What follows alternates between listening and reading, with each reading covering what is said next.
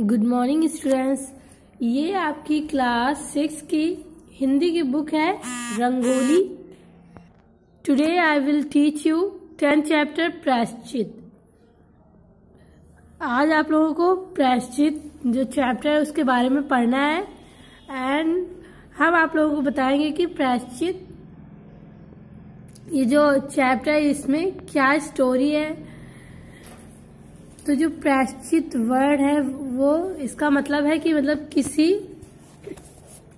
भूल चूक से मान लीजिए कोई गलती हो जाती है और उसी का पश्चाताप करना प्रायश्चित कहलाता है। मतलब कि मान लीजिए किसी भी व्यक्ति से गलती से कोई भी भूल चूक से कुछ गलत काम हो जाता है और उसको वापस सुधारने के लिए किया गया काम क्या होता है, प्रायश्चित होता है।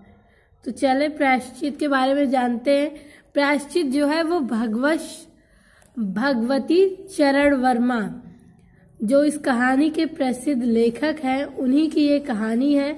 उन्होंने ये कहानी लिखी हुई है। इस कहानी के लेखक का नाम है भगवती चरण वर्मा और उन्होंने इस जो स्टोरी है प्रायश्चित उसमें भारतीय समाज में व्यापक मतलब कि जो लोग बहुत ज़्यादा अंधविश्वास पर और पंडित पर पाखंडों पर बहुत ज़्यादा विश्वास करते हैं उसी के बारे में उसी का पर्दाफाश करने के बारे में इस चैप्टर में बताया गया है।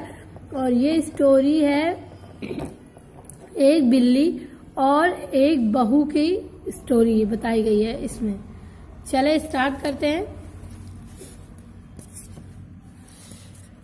अगर कबरी बिल्ली घर में किसी से प्रेम करती थी, प्रेम मीन्स क्या होता है, प्यार थी, तो रामू की बहू से। और अगर रामू की बहू घर में किसी से घृणा मतलब नफरत करती थी तो वो कबरी बिल्ली से। मतलब कि इसमें एक 14 साल की लड़की जो कि इस परिवार की बहू है उसके बारे में बताया गया। रामू की बहू जिसका नाम दिया गया है रामू की बहू, उनके बारे में बताया गया है। और एक बिल्ली की स्टोरी है जो यहाँ आप पिक्चर में देख सकते हैं। इस बिल्ली का नाम है कबरी बिल्ली। तो बताया जा रहा है लेखक के हिसाब से, उनके अनुसार इस कहानी में बताया जा रहा है कि पूरे घर में अगर जो कबरी बिल्ली जो है वो किसी से प्यार करती थी तो वो किससे करती थी, रामू की बहू से। और जो रामू की बहू थी वो पूरे घर में अगर किसी से नफरत करती थी, घृणा करती थी, ईर्ष्या करती थी, वो सिर्फ कबरी बिल्ली से करती थी। रामू की बहू 2 महीने हुए मैके से प्रथम बार ससुराल आई थी। मतलब कि जो रामू की बहू थी, रामू की बहू मिस होता है मतलब रामू की वाइफ मतलब रामू की बीवी जो थी वो 2 महीने हुए थे शादी को और मैके से पहली बार ससुराल आई थी। पति की प्यारी और सास की दुलारी 14 वर्ष की बालिका भंडार घर की चाबी उसकी करधनी से लटकने लगी। मतलब कि जो रामू की बहू थी वो अपने पति की बहुत प्यारी थी और सास की बहुत ज्यादा दुलारी थी। मतलब कि सास और पति की बहुत ज्यादा प्यार करने वाले थे, उसे बहुत ज्यादा मानते थे क्योंकि वो 14 साल की एक छोटी लड़की ही थी। और भंडार घर मतलब कि जो स्टोर रूम होता है ना, उसकी जो चाबी होती वो उसके कमर में करधनी मिस होता है, कमर में लटकती रहती थी।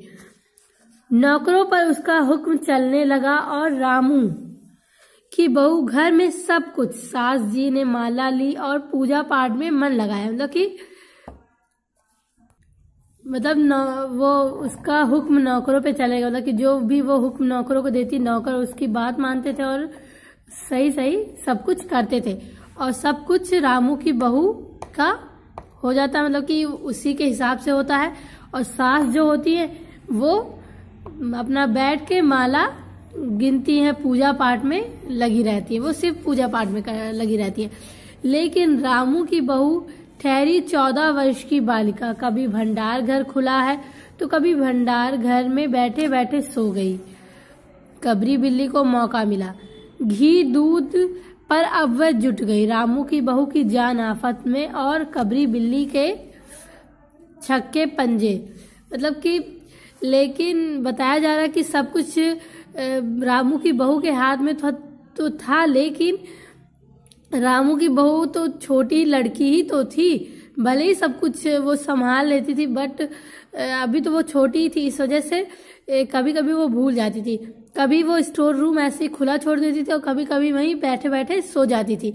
इस वजह से जो कबरी बिल्ली रहती थी वो उसको तो मौका मिल जाता था दूध और घी खाने का, तो वो उसमें जुट जाती थी और रामू की बहू की जान आफत में पड़ जाती थी। मतलब कि कैसे बिल्ली को मतलब सब कुछ खिला दिया। जब भी मतलब कबरी बिल्ली दूध और घी पर मतलब खा लेती थी तो रामू की बहू की जान की आफत हो जाती थी।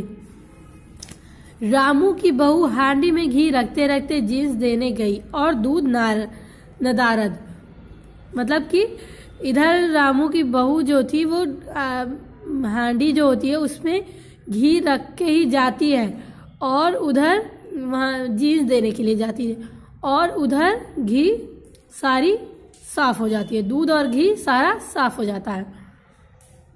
नदारत में होता है खत्म हो जाना। अगर ये बात यहीं तक रह जाती तो भी बुरा ना था। कबरी रामू की बहू से कुछ ऐसा परच गई कि रामू की बहू के लिए खाना पीना दुश्वार। रामू की बहू के कमरे में रबड़ी से भरी कटोरी पहुंची और रामू जब आए तब कटोरी सफा चट मिली।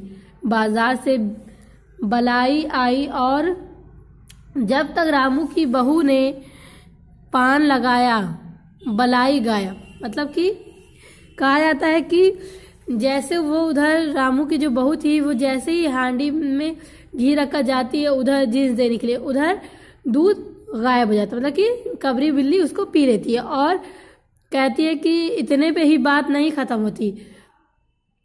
कबरी बिल्ली जो रहती है वो रामू की बहू से बहुत ज्यादा वो हो जाती है, वो समझ चुकी रहती है कि मतलब रामू की बहू वहां से जाए, कोई भी इंसान हो वहां जाएगा जरूर, और जैसे ही वो जाती है तुरंत सारी चीजें गायब हो जाती है, सफा चट मिस हो जाता है, खत्म हो जाती है, क्योंकि कबरी बिल्ली जो होती है वो सारी चीजें खा डालती है। ऐसे ही रामू के कमरे में, रामू की बहू के कमरे में रबड़ी का कटोरा रखा होता है और जब रामू वहां जब आता है तो देखता है कि कटोरी में से रबड़ी गायब हो जाती है, सारी उसी बिल्ली ने मतलब खाई होती है।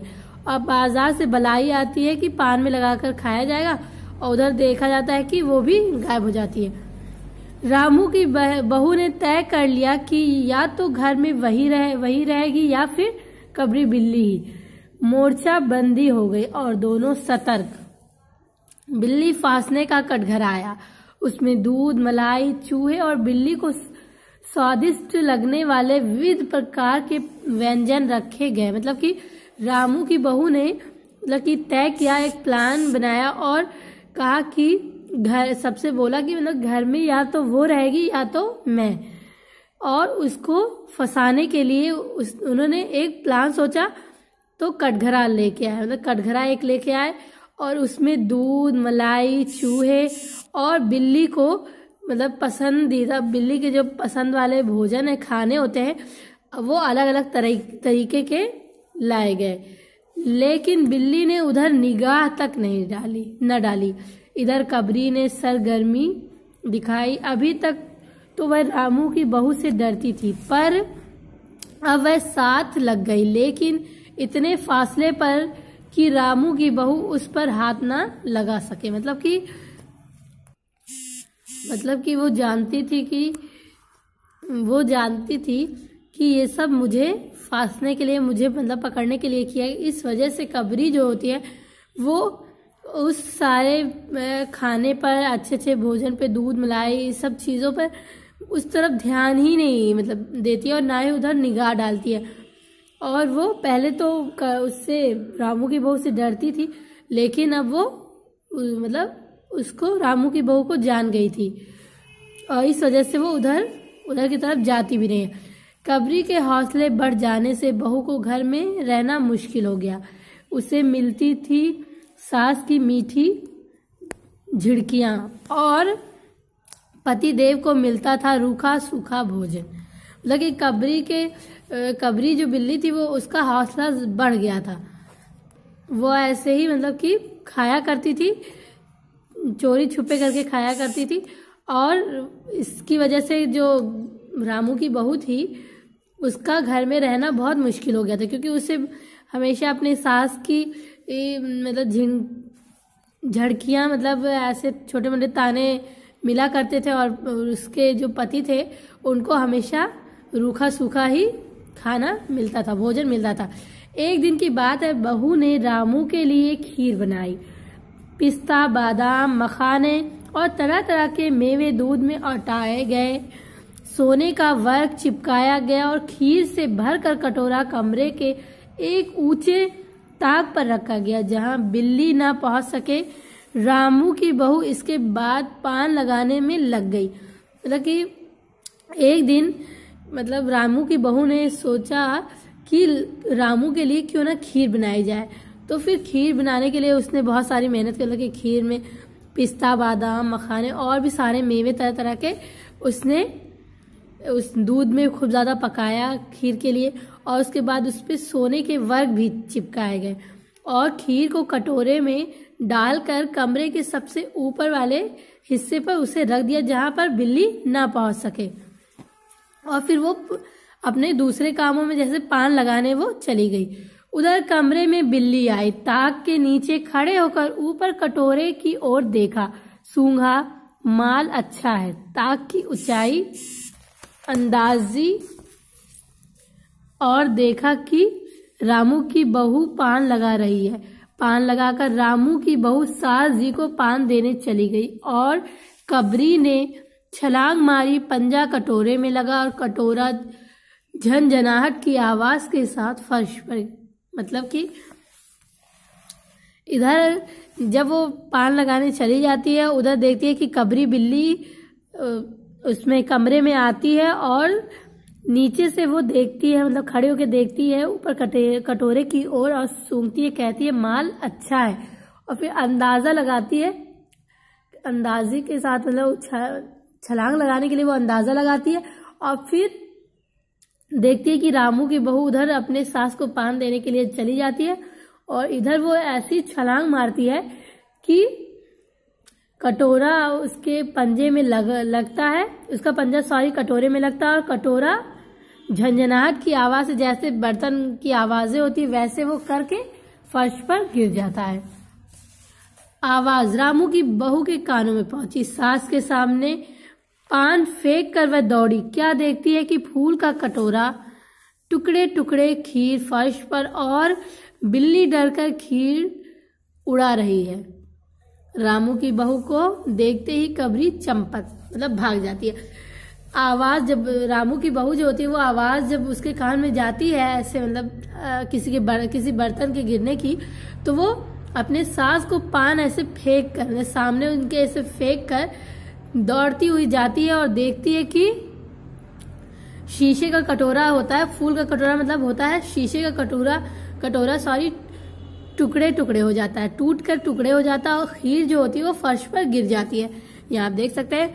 और मतलब खीर जो फर्श पर गिर जाती है और बिल्ली क्या करती है, उसे डर कर, मतलब वो डरती तो है बहू से, लेकिन डर कर खीर को अपने जुबान से धीरे धीरे ऐसे चाटती रहती है और रामू की बहू को देखते ही वो भाग जाती है। ये है आपकी, ये देखिए इस चैप्टर में रामू की बहू है, ये है कबरी बिल्ली और ये है कटोरा जो टूट जाता है खीर के साथ।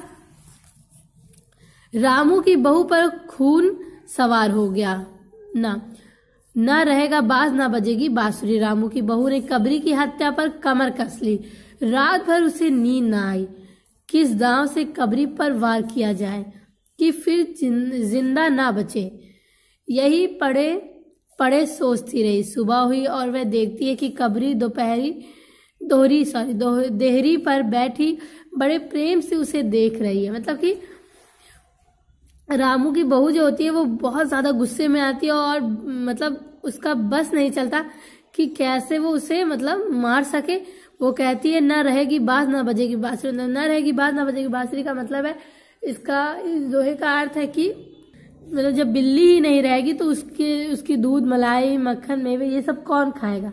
तो वही कहती है ना रहेगी बाज ना बजेगी बांसुरी और उसकी मतलब मृत्यु करने के बारे में वो सोच रहे थे और रात भर वो नींद उसको नहीं आती और वो इसी बारे में सोचती रहती है कि कैसे वो उसे मारे। और सुबह हुई तो वो देखती है कि कबरी जो होती है वो देहरी पर बैठी हुई उसे बहुत प्यार से देखती है। रामू की बहू ने कुछ सोचा, इसके बाद मुस्कुराती हुई वह उठी। कबरी रामू की बहू के उठते ही खिसक गई। मतलब कि जब रामू की बहू कुछ सोचते हुए उठती है और उसके बाद वो थोड़ा सा मुस्कुराती है और कबरी जो होती है वो रामू की बहू के उठते ही वो वहां से भाग जाती है, हट जाती है। रामू की बहू एक कटोरा दूध कमरे के दरवाजे की देहरी पर रख कर चली गई। हाथ में पाटा लेकर वह लौटी तो देखती है कि कबरी दूध पर जुटी है। मौका हाथ में आ गया। सारा बल लगाकर पाटा उसने बिल्ली पर पटक दिया। कबरी ना हिली ना डुली, ना चीखी ना चिल्लाई, बस एकदम उलट गई। मतलब कि जो ये बहू थी, रामू की बहू थी, वो उठती है सुबह में और मुस्कुराती है और सोचते हुए मुस्कुराती है और फिर कबरी जो होती है वो रामू की बहू को देखकर वहां से चली जाती है। और फिर ये रामू की बहू एक कटोरे में दूध भरकर देहरी कि दरवाजे के पास उसे रखकर चली जाती है और हाथ में जो कपड़े धुलने वाले पाटे नहीं होते, कपड़ा उससे धुला जाता है, धोबी लोग उसे पीट कर धुलते हैं, उसी को लेकर वो वापस आती है, लौटती है। और फिर देखती है कि कबरी दूध पीने में एकदम वो घुल गई है, उसी में जुटी हुई है। फिर वो मौका देखकर उसको लगता है कि मौका हाथ में आ गया और फिर उसके बाद वो उसी पाटे से सारी ताकत लगाकर कबरी को मारती है कि कबरी ना चीखती है। जो बिल्ली होती है वो ना चीखती है ना चिल्लाती है और एकदम ना हिली ना डुली और एकदम से वो पलट जाती है। तो ये जो स्टोरी आपकी है ये काफ़ी इंटरेस्टिंग स्टोरी है, बहुत ज़्यादा अच्छी है। तो ये कि हम इतना ही आपको यहाँ तक रीड कराएंगे और इसके बारे में बताएंगे।